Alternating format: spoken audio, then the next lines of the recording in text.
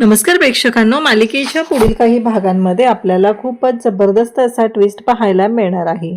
Finally आता सुमियाजीची इच्छा पूर्ण झालेली आहे. केदार आणि तारिणी या दोघांनीही लग्नाला होकार दिलेला आहे. एवढंच काय तर होळीच्या दिवशी तारिणीला गुलाबी रंग लावून गुलाबी रंगांची उधळण करत केदारने प्रेमाची कबुली दिलेली आहे. त्यामुळे सुमियाजी खुश आहे आणि मग सुमियाजी तारिणीला वसुदाच्या काही वस्तू दाखवणार आहे आणि त्यामध्ये तारिणीला जी गोष्ट समजणार आहे ती मात्र खूपच जबरदस्त अशी आहे. नक्की काय होणार आहे आणि तारिणी जाऊन कशामुळं इकडे मालती आत्याचा गळा पकडणार आहे, एवढं सगळं काय झालेलं आहे ते आपण आपल्या आजच्या या व्हिडिओमध्ये पाहणार आहोत. त्यासाठी व्हिडिओ शेवटपर्यंत पहा. त्याचबरोबर चॅनलवरती नवीन असाल तर चॅनलला नक्की सबस्क्राईब करा. तर इकडे आपल्याला पाहायला मिळतं सुमियाजी खूप इमोशनल झालेली असते. सुमियाजी तारिणीला म्हणत असते की तू माझं एकदा ऐक ना, पण तारिणीला ऐकायचंच नाहीये. तारिणी म्हणत असते की केदारशी नाही, माझं जुळू शकत नाहीये केदारशी, असं तिनं सांगत असते. सुमियाजी म्हणते की अगं असं काय करतेस, काहीही झालं तरीही कुठंतरी काही गोष्टी समजून घ्याव्याच लागणार आहेत ना, असं सुमियाजी तिला सांगत असते. आणि त्याचबरोबर हे सगळं जेव्हा घडत असतं तेव्हा मात्र फायनली आता केदार तिथे पोहोचलेला असतो होळीच्या पूजेच्या वेळेस. कारण तारिणीनं तर तिचं लग्न मोडलेलं आहे, त्यामुळं तिच्या लग्नाला काहीच अर्थ नाही अशी बोंबाबोंब करायला इकडे रेखा तयारच असते. पण सुमियाजीसाठी केदार आता येऊन पोहोचलेला असतो आणि केदारने येऊन पूजा सुद्धा केलेली असते. निशी आणि युवराज तिथे आलेले असतात. त्यांना असं वाटत असतं की हा पूजेचा मान आपल्यालाच आहे आणि आपणच करायचे आहे. पण सुमियाजीने सांगितलेलं असतं की नाही, माझा धनुष सुद्धा येणार आहे आणि तो ही पूजा करणार आहे, असं सुमियाजींनी ठणकावून सांगितलेलं असतं. आणि मग मात्र सुमियाजी पाहतच राहते, कारण तिचा धनुष तिथं पोहोचलेला असतो आणि तारिणीला तो सगळ्या गोष्टी सांगू लागतो. तारिणीला सांगत असतो की तुला माहिती आहे का बॉस, खूप मोठा गोंधळ झालेला आहे. तारिणी म्हणत असते काय झाले केदार. केदार सांगत असतो की हे सगळं निशीनं केलेलं आहे. आपल्याला असं वाटत होतं ना की अचानक कुठून आलं हे सगळं, आणि तर म्हणजे कुठून ह्या लग्नाची संकल्पना आली, नक्की काय झालंय, तर हे सगळं निशीनं केलेलं आहे. आणि हा आपण घोळ घातलेला आहे. तो कधी घातलाय माहितीये का तुला बॉस, व्हॅलेंटाईन डेच्या दिवशी जेव्हा तू मला सांगत होती तेव्हा निशीने ह्या सगळ्या गोष्टी ऐकलेल्या आहेत. आणि निशीनं आता सगळ्यांना सांगितलेलं आहे, कारण तिचं असं म्हणणं आहे की आपण जर हे लग्न केलं नाही तर सगळ्यांच्या समोर आपलं बिंग फोडायचं, आणि यासाठी तिची ही सगळी चाललेली नाटकं आहेत. हे ऐकल्यानंतर तारिणीला धक्का बसतो. तारिणी म्हणते की केदार, मी या लग्नासाठी तयार आहे, तुझं काय म्हणणं आहे ते सांग, मी हे लग्न करायला तयार आहे, असं तारिणीने सांगितल्यानंतर केदारला विचार करायला वेळ दिलेला असतो. आणि केदारलाही तिनं सांगितलेलं असतं तू विचार करून कळव मला नक्की काय म्हणायचंय तुला ते, आणि तरच आपण या सगळ्याचा विचार करूया, असं तिनं सांगितलेलं असतं. पण केदारच्या मनाप्रमाणेच गोष्ट घडते. केदारला तर तेच हवं असतं. केदारचं तारिणीवरती किती प्रेम आहे हे तर आपल्याला माहितीच आहे. आणि मग मात्र घडतं असं की तारिणी आणि केदार दोघंही आता एकत्र आलेले आहेत. तारिणीच्या गालाला गुलाबी रंग लावून केदार तर त्याच्या प्रेमाची कबुली देत आहे आणि म्हणतो की हा जो केदार आहे म्हणजे हा देवकीचा केदार बेलसरेंच्या तारिणीला लग्नाची मागणी घालत आहे, असं त्याने म्हणत तिला प्रपोज केलेला आहे. तर तू तयार आहेस का. तारिणीचा हात हातात घेतलेला आहे आणि तो तारिणीला मागणी घालत आहे. आता मात्र तारिणी केदारकडे पाहत राहते आणि तारिणीच्या चेहऱ्यावर तो आनंद दिसत आहे. म्हणजेच तारिणीला केदारने प्रेमाची कबुली दिलेली आहे. फायनली त्या दोघांमध्ये जे नातं आहे ते आता सुरू झालेलं आहे. त्यासोबतच इकडे आपल्याला पाहायला मिळतं ते म्हणजे केदार आणि तारिणी दोघंही या सगळ्या गोष्टी खूप छान पद्धतीने हँडल करत असतात. आता तारिणीसाठी केदार भेटायला येत असतो. नक्की काय हवं नको ह्या सगळ्या गोष्टी पाहिल्या जात असतात.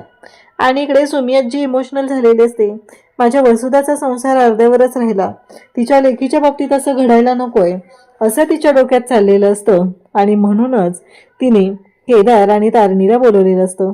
वसुदाच्या काही जुन्या आठवणी आहेत त्या द्यायच्या आहेत, आणि त्यासोबतच वसुदाने आत्तापर्यंत जे काही केलेलं आहे आणि ती किती प्रामाणिक होती, ती किती कर्तबगार होती, तिच्यावरती हे सगळं असं लागलेलं आहे असं तारिणीला ती सांगत असते.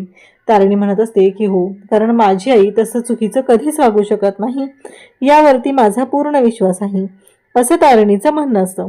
तेव्हा सुमी म्हणते की तारिणी, मला तुला काही गोष्टी द्यायच्या आहेत तुझ्या आईच्या, आणि त्या गोष्टी एकदा का मी तुझ्या आईच्या गोष्टी तुझ्या हातात सोपवल्या की मग सगळं अगदी मनाप्रमाणे होणार आहे. मग तिने तिच्या आईचा जो ट्रंक आहे जुना तो काढते आणि म्हणते की चल, ह्यामध्ये वसुधाच्या काही गोष्टी आहेत त्या तुला मी दाखवते. असं म्हणत तिने वसुधाच्या गोष्टी दाखवण्यासाठी तारणीला नेलेलं असतं. आणि त्याच वेळी तारणी म्हणत असते की काय झालं सुमी. सुमी तर नाराज झालेली असते आणि सुमी म्हणत असते की काय करू, कारण वसुधा किती चांगली होती हे तर मला माहितीच आहे, पण ते तुलाही माहिती आहे हे ऐकून मला खरंच बरं वाटलं, कारण तुझी आई चुकीची नाही वागलेली, तिला याच्यामध्ये कोणीतरी अडकवलेलं आहे. आणि जेव्हा तारणीच्या समोर सुमीने त्या गोष्टी ठेवलेल्या असतात तेव्हा तारणी पाहतच राहते.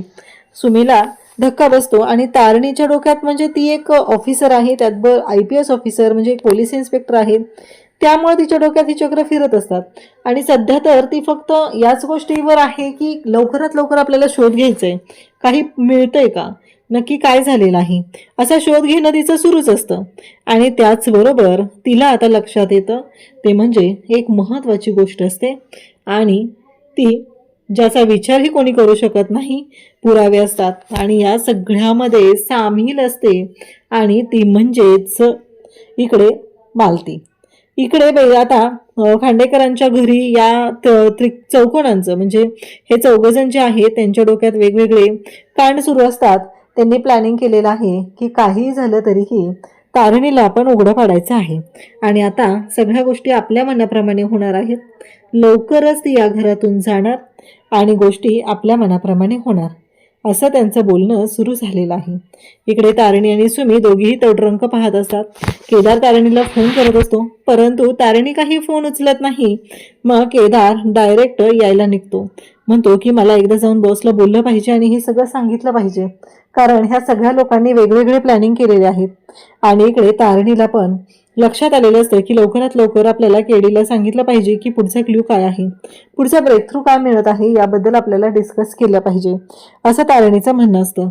आणि सुमी आणि तारणी आता तो जो पुरावा आहे तो शोधत असतात, त्याबद्दल काही माहिती मिळते का हे सगळं पाहत असतात. आणि मग मात्र गोष्ट अशी घडू लागते की ज्याचा विचारही कोणी केलेला नव्हता. आणि तारणी तो जो पुरावा आहे तिच्या हाती लागलेल्या त्या पेपरवरून तिला कळले की या सगळ्या मागे मालती आहे. आणि मग मात्र तारणी चिडलेली असते.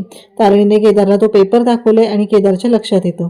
तारणी उठते आणि डायरेक्ट जाऊन मालतीचा गळा पकडते आणि म्हणत असते की का केलंस तू, इतके दिवस मी तुला सहन करत आहे, याचा अर्थ असा नाही की तुला वाटेल तसं तू वागशील आणि तुझ्या सगळ्या गोष्टी सहन केल्या जातील.